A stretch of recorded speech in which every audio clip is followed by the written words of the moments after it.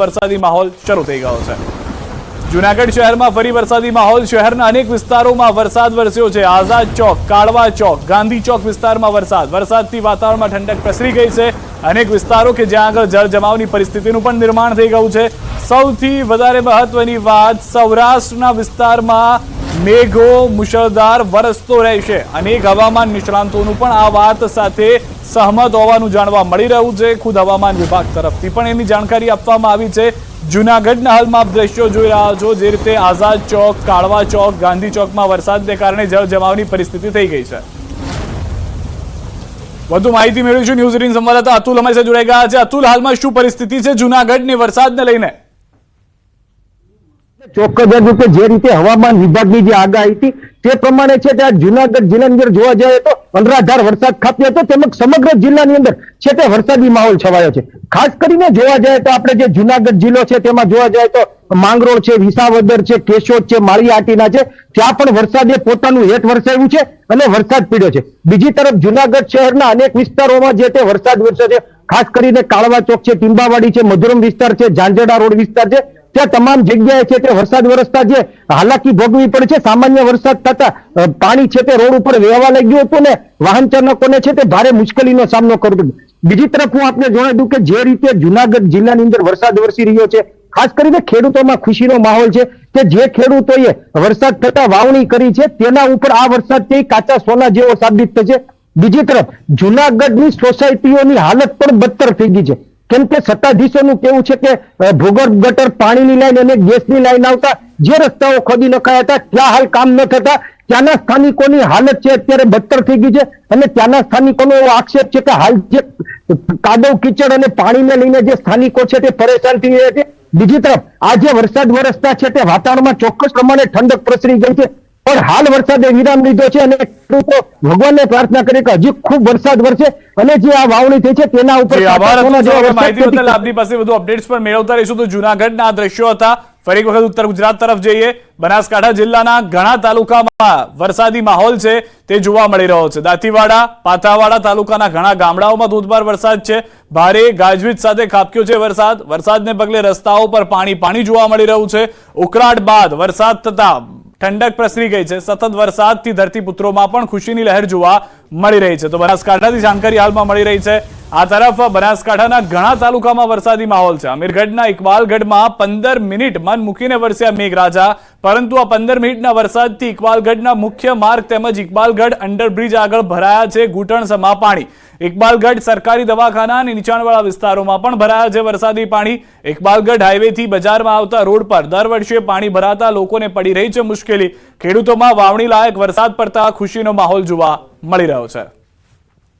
તો બનાસકાંઠાના ઘણા તાલુકામાં ભારે વરસાદ। પાલનપુર હાઈવે વિસ્તારમાં ધોધમાર વરસાદ। પાલનપુરથી મદાણા જવાના રોડ પર પાણી ભરાયા છે। રોડ પર પાણી જોવા મળી રહ્યા છે દ્રશ્યોમાં, જે રીતે આપ જોઈ રહ્યા છો વાહન ચાલકો મુશ્કેલીમાં છે।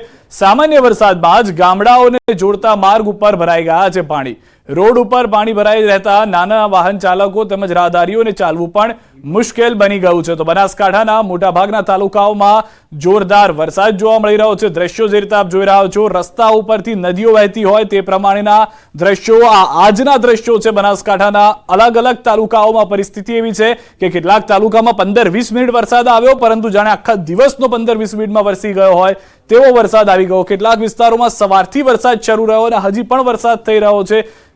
વધુ માહિતી ન્યૂઝ 18 સંવાદદાતા કિશોર પાસેથી મેળવીશું। કિશોર, શું કહી રહ્યું છે બનાસકાંઠા? જે વરસાદની રાહમાં હતું, વરસાદ આવી રહ્યો છે હવે?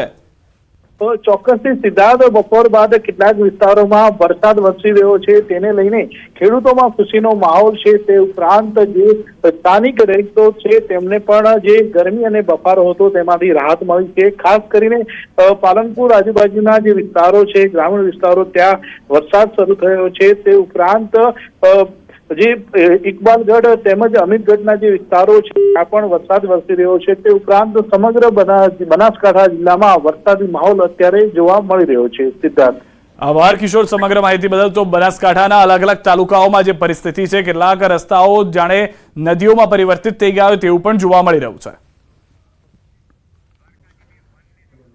આ તરફ દ્વારકાથી જાણકારી। દ્વારકામાં વાદળછાયા વાતાવરણ વચ્ચે દરિયામાં ભારે કરંટ આવ્યો છે। દરિયો ગાંડોતુર બન્યો હોય તેમ કિનારે ઊંચા મોજા ઉછળી રહ્યા છે।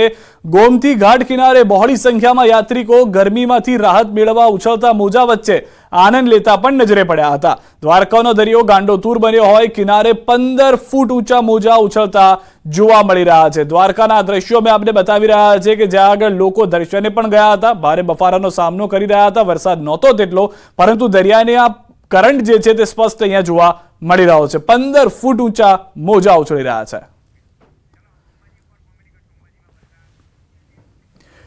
આ તરફ અંબાજીથી સમાચાર ફરી વખત મળી રહ્યા છે। અંબાજીની દુકાનોમાં કેડ સમાજે પાણી ભરાયેલા છે, તે પાણીને નિકાલ માટેના પ્રયાસ કરવામાં આવી રહ્યા છે। અંબાજીના અનેક વિસ્તારો એવા છે કે જ્યાં આગળ ભારે વરસાદ સતત વરસી રહ્યો છે। ભારે વરસાદ બાદ અંબાજીના વેપારીઓ પણ મુશ્કેલીમાં મુકાઈ ગયા છે। પાણીના નિકાલની વ્યવસ્થા નહીં થતા વેપારીઓ પરેશાન થઈ ગયા છે। ફરી એક વખત ન્યૂઝ 18 સંવાદદાતા મહેન્દ્ર પાસે જઈશું। મહેન્દ્ર, જે રીતે દુકાનોની પરિસ્થિતિ હતી, હવે રસ્તાઓ પણ નદીઓ બની ગયા છે।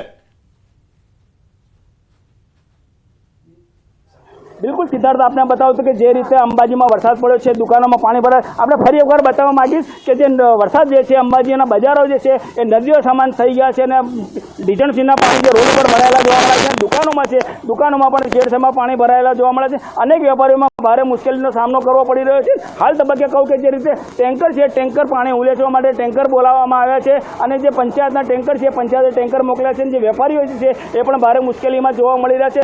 एक नहीं पण अनेक दुकानों में आ रीते पाणी भराया छे। पंचायतना कहेवा मुजब, लोकोना कहेवा मुजब छे अनेक वार जे छे दुकानों पाणी जे वरसादी भराता होय छे तेना माटे रजूआत करवा सुधी कोई परिणाम नहीं। हजी तो जो कि ચોમાસાની શરૂઆત છે, પણ આ રીતે હજી આખું ચોમાસું બાકી છે, ત્યારે વેપારીઓને આવનારા ચોમાસામાં જ્યારે અતિ ભારે વરસાદ પડશે ત્યારે કેવી પરિસ્થિતિ થશે તે એક વસ્તુ જોવા જેવી પરિસ્થિતિ થશે। ને હાલ તબક્કે જે રીતે વેપારીઓ છે એ વેપારીઓ પણ ભારે મુશ્કેલીનો સામનો કરી પડી રહ્યા છે અને પાણી ઉલેચવાનો પ્રયાસો સતત આ જે વેપારીઓ છે હાલ તબક્કે કરી પોતાનો માલ સામાન બચે તેવો પ્રયાસ કરી રહ્યા છે। સિદ્ધાર્થ, આભાર મહેન્દ્ર સમગ્ર માહિતી બદલ। તો હાલમાં જે જાણકારી મહેન્દ્રે આપી છે, અનેક દુકાનોની અંદર પાણી હજી પણ ભરાયેલા છે, પાણી બહાર કાઢવા માટે ટેન્કરો મંગાવવા પડી રહ્યા છે।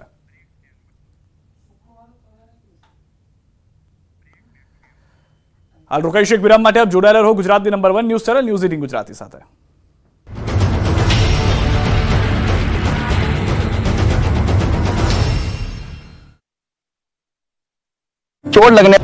ચારે બાજુ પાણીનું સામ્રાજ્ય, પાણીથી લથપથ રોડ, જાણે કોઈ નદી વહેતી હોય તેવા આ દ્રશ્યો છે કહેવાતા સ્માર્ટ શહેર અમદાવાદના।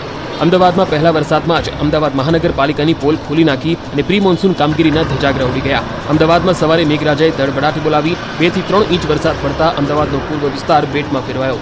મોટાભાગના રોડ પર પાણીનું રાજ સ્થપાયું। આ દ્રશ્યો છે અમદાવાદના મેમકો વિસ્તારના। અહીં ચારે બાજુ પાણી ભરાઈ જતા સવારમાં વાહન ચાલકો અટવાયા હતા। રસ્તા પર ઘૂંટણસમાં પાણી ભરાતા વાહનો બંધ થયા હતા। અમદાવાદના સરસપુરના આ દ્રશ્યો પણ જોઈ લો। અહીં પણ મેઘરાજાએ સપાટો બોલાવતા રોડ પાણી થઈ ગયો। સરસપુર, કૃષ્ણનગર સહિતના વિસ્તારમાં પાણી ભરાઈ ગયા। રોડ પર નદી વહેતી હોય તેવા દ્રશ્યો સર્જાયા। કલાકો સુધી આ જ રીતે પાણી ભરાઈ રહેતા વાહન ચાલકો પરેશાન થયા। વાહનો બંધ થઈ ગયા, લોકોને ધક્કા મારવા પડ્યા। આ બાજુ આક્રમક વરસાદના પગલે અમદાવાદ મહાનગરપાલિકાની આબરૂના ધજાગરા થયા। પ્રથમ વરસાદે જ તંત્રના ભ્રષ્ટાચારની પોલ ખુલી ગઈ। અનેક